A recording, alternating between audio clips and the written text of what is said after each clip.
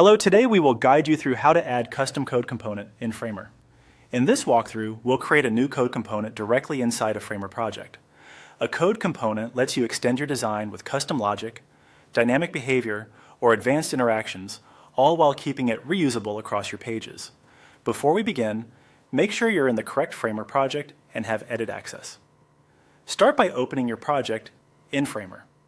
Once the canvas loads, direct your attention to the top left area of the interface. You'll see a small drop-down control there. Depending on your layout, it may look like an insert menu or a compact toggle that reveals creation options. This is where you'll begin adding new elements to your project, including components. Click that drop-down to open the menu. You'll see several categories. Without selecting anything yet, move your mouse to hover over the component option. Hovering here reveals additional actions related to components, which is exactly what we need for creating a custom code-based one. From the expanded options, choose Create from Code. This opens a dialog where you can define the new component. Framer will prompt you to name it.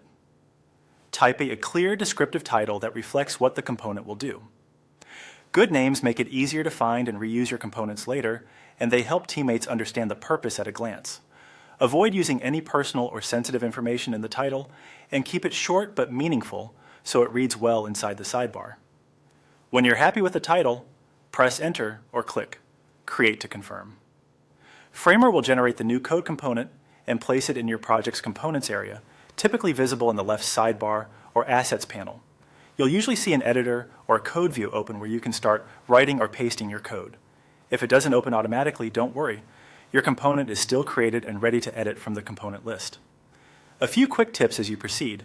Keep your component focused on a single responsibility so it's easy to test and reuse. If you plan on exposing properties like text, colors, or toggles, consider setting up controls so designers can adjust them without touching code. Consistent naming and a simple folder structure will help keep your project organized as it grows. That's it.